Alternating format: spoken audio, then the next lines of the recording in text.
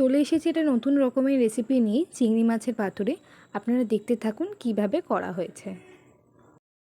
নারকেল বাটা নিয়েছি, পোস্ত বাটা, সর্ষে বাটা, কাঁচা লঙ্কা বাটা, নুন, হলুদ, চিনি এবং কাঁচা লঙ্কা।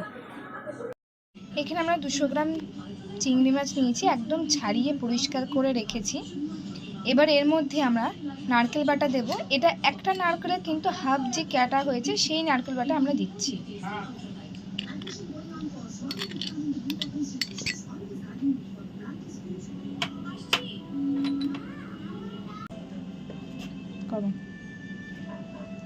এবার যে কালো সর্ষে এবং সাদা সর্ষে বেটে রেখেছিলাম সেটা দিয়ে দিচ্ছি।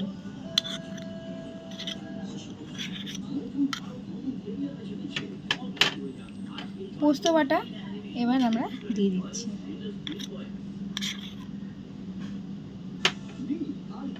কাঁচা লঙ্কা বাটা ও স্বাদ মতো নুন,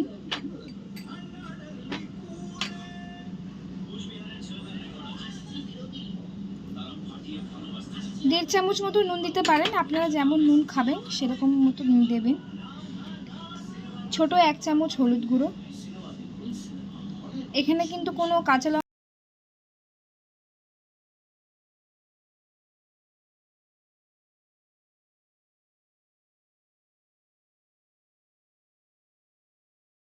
এখানে আমরা 3 চামচ সর্ষের তেল দিয়ে দিলাম।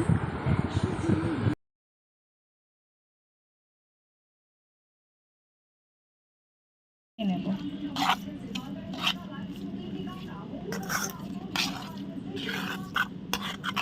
আমাদের পাতুরির ভেতরে যে পুর সেটা আমাদের রেডি। এবার আমরা কলা পাতাটাকে সামান্য সেদ্ধ করে নেব গরম জলে ভাপিয়ে নেব।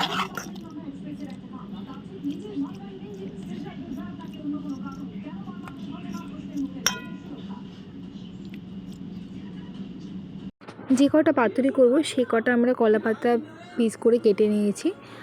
আমরা এবার ফুটন্ত গরম জলে এটাকে আমরা 2-3 মিনিট মতো ভিজিয়ে রাখবো।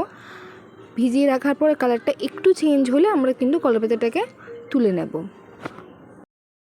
আমরা এবার এই কলা পাতাটায় আমরা পুরটাকে দিয়ে দিয়েছি, যেই পুরটা আমরা চিংড়ি মাছ দিয়ে তৈরি করে রেখেছিলাম। এবার উপর থেকে আমরা 1 চামচ সর্ষের তেল দিয়ে দেব, দিয়ে আমরা কলা পাতাটাকে ভালো করে মুড়ে বেঁধে নেব। আমরা কিন্তু পুরো কাঁচা লঙ্কা দিয়েছিলাম, তবু উপর থেকে কিন্তু আমরা একটা কাঁচা লঙ্কা দিয়ে দেবো।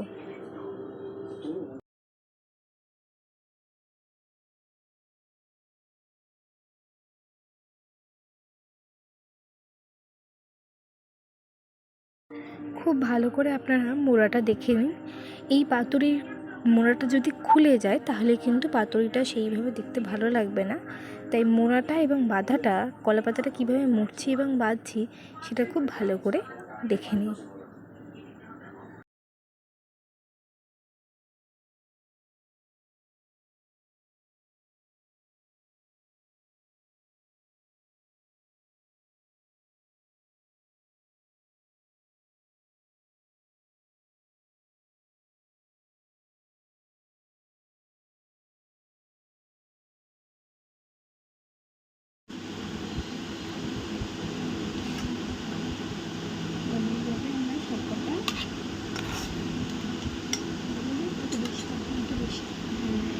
আমরা প্রত্যেকটা পাতুরি এইভাবে আমরা একই পদ্ধতিতে দিয়ে বেঁধে নিয়েছি।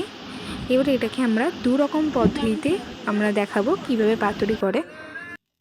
এখানে আমরা একটা কড়াইতে 2 চামচ মতো সর্ষের তেল দিয়ে আমরা এই 4টে পাতুরিকে বসিয়ে দিয়েছি। এবার আমরা ঢাকা চাপা দিয়ে ভালো করে এটাকে আমরা ভেজে নেব।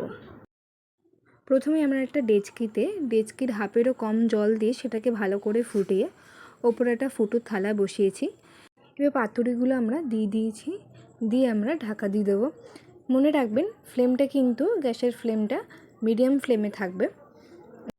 যখন একটা সাইড হয়ে যাবে তখন আপনারা সেই সাইডটা উল্টে দিয়ে আরেকটা সাইড দিয়ে দেবেন ভাপাতে। এরকমভাবে 2 রকম আমরা পাতুরি রেডি করে নিয়েছি। দেখুন ভাপা পাতুরিটা ঠিক এরকম টাইপের হলেই আপনারা নামিয়ে দেবেন। এখানে যে 2 রকম পদ্ধতিতে পাতুরিটা করে দেওয়া হয়েছে, দুটোই আমি আপনাদের খুলে দেখাচ্ছি। দেখুন, আপনারা দেখলে হয়তো বুঝবেন পাতুরিটাও কত সুন্দর হয়েছে।